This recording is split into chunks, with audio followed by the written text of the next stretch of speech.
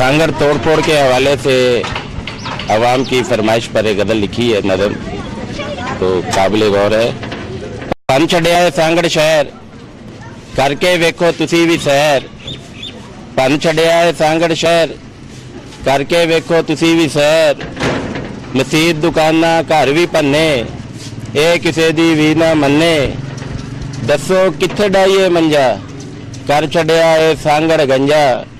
दसो कित्थे डाईए मंजा, कर छड्या है सांगड़ गंजा। तोड़ फोड़ दी चल पई लहर, भन छड्या है सांगड़ शहर। रात नूं पूरा सांगड़ घूमे, रात नूं पूरा सांगड़ घूमे। पंजा एदा घरां नूं चूमे, रात नूं पूरा सांगड़ घूमे। पंजा एदा घरां नूं चूमे। लभदा फिरे रोड दा सेंटर, लभदा फिरे रोड दा सेंटर।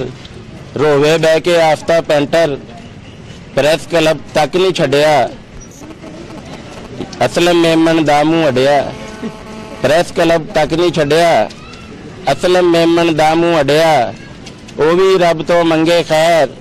भन छड्या है सांगड़ शहर, डीसी नूं भी रात जगावे। पैदल सारा शहर घुमावे, डीसी नूं भी रात जगावे। पैदल सारा शहर घुमावे, थकदे क्यों नहीं ਇਹਦੇ पैर। भन छड्या है सांगड़ शहर। कब्जा ग्रुप दी जान छुड़ाई, कब्जा ग्रुप तो जान छुड़ाई। ताहा माल भी टुट गया भाई, वेख्या सब दी शामत आई। मीरबर बरोई ते रोवण नाई, सारे मंगन रब तो खैर।